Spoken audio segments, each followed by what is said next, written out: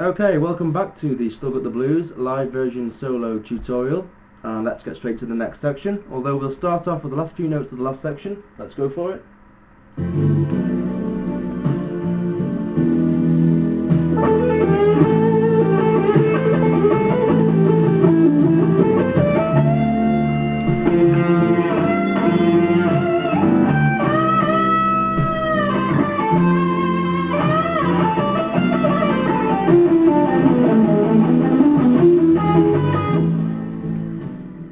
Okay, this next section, obviously we ended the last section on the 10th fret on the B string for 2 beats.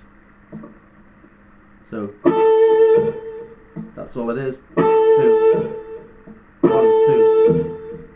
And then we have this first lick.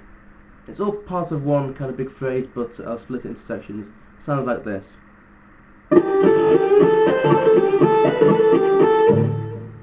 Okay. And we're going to start off on the 12th fret on the G, then 10th on the B. Then we'll do that again, but this time we'll bend up the 12th fret on the G, then 10th fret on the B. Okay, they're the first 4 notes. And then we'll hit the 13th on the B. And then we'll do this hammer-on pull-off from the 10th fret to the 12th. Sorry, 10th to the 13th, back to the 10th on the B. Quick hammer-on pull-off. It's a kind of way of phrasing that, you know. And I kind of cut the note off before that hammer-on pull-off as well a little bit. Sometimes it's just a feel thing again. And then we'll, after we've done that section, we'll bend up a full fret on the 12th again, on the G, and then hit the 10th on the B, and then 12th on the B. Okay. And then we'll do that hammer-on pull-off, this time from the 10th to the 12th to the 10th on the B. So, and then finally we have 12th on the G, 10th on the B, and that is. And then we have this next section which sounds like this.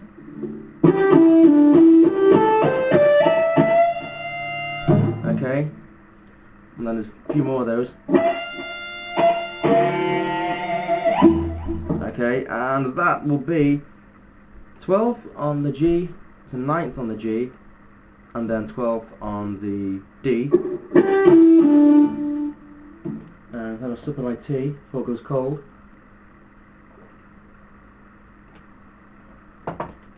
Yeah, so 12, 9 on the G, then 12 on the D, and then 9, 12 on the G. Okay, so we're going down, then we're going up. And then I believe it's 10 to 13 on the B.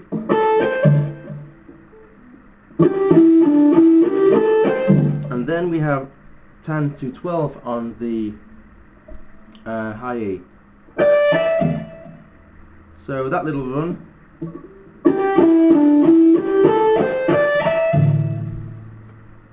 So just kind of memorize that kind of scale there.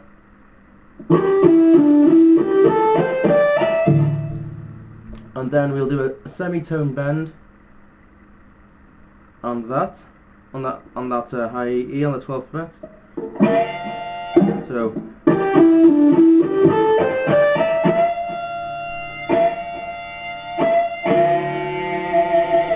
okay, so there's 4 bends there. There's a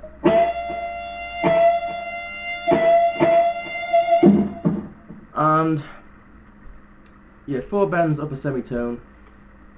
You can kind of hold those bends and then play them again, so sort of thing. But remember, in the middle of this bend here, I think maybe on the second bend, I will. What he does, he flips down then to the bridge bridge pickup. So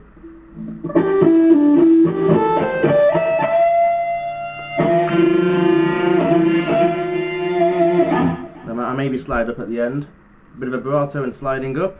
So remember that flip down to the bridge pickup there. I do it on the second time I do the bend.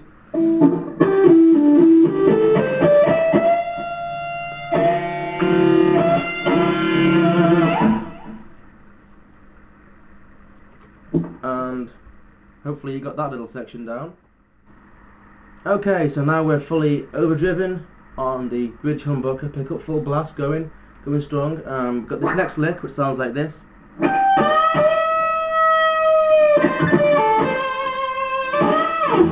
Okay, and we'll play the 15th on the high E, and then we'll bend up on the 15th on the B twice. And this is somewhat, I believe, between a semitone and a full tone. The reason for that is because it gives that crying, bluesy, emotional sound. And then we release that bend slowly. And then we have this next part, which is 13 to 15 on the B. I kind of cut the 13th off a little bit, so. And 14th on the G and 13th on the B. Hold that note a bit and some vibrato on the last 13th fret on the B. And then we'll bend up somewhat on the 15th fret on the B and slide down. It doesn't have to be accurate, that bend, you know, it's just maybe a full tone, but it doesn't really matter too much. So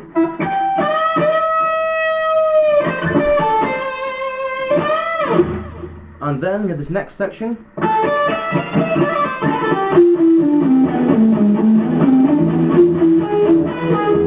which basically may take you a little while to get used to. This is the arpeggios and whatever, specific order of notes.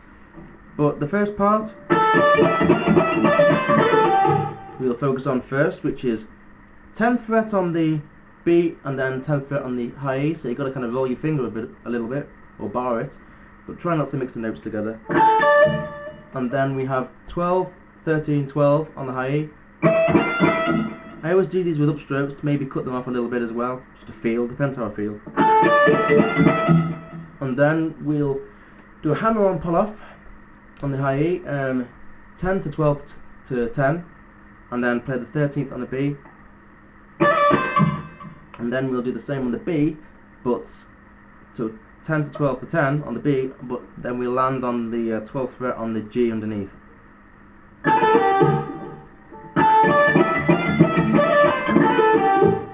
And then now we have this descending pattern, sounds like this. Okay. Which is, I kind of mute these notes as well, if you kind of notice. So it's 10-9 on the G, and then 12-10-9 on the D, and then 12-11 on the A,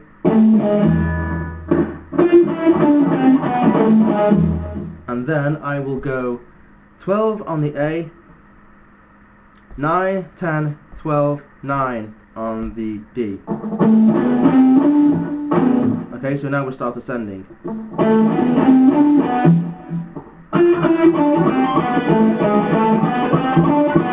So that was 12 on the A, 9, 10, 12, 9 on the D. And then after that, I believe we go 10, 9 on the G. So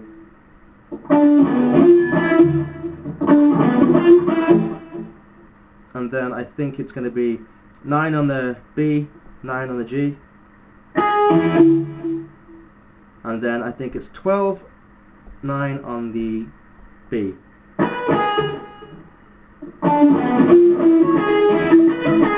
So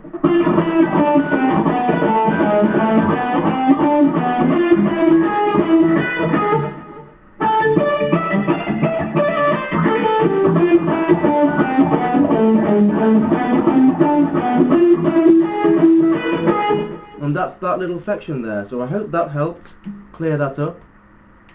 I'll play that last little bit very slowly, okay? Just so you maybe just want to go over that by listening alone. So.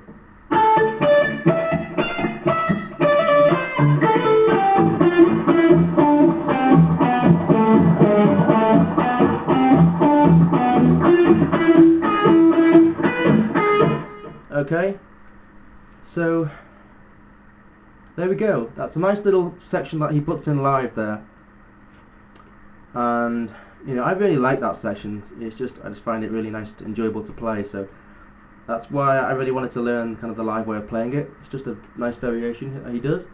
So hope that helped for section 2, and keep rocking. I'll see you next time.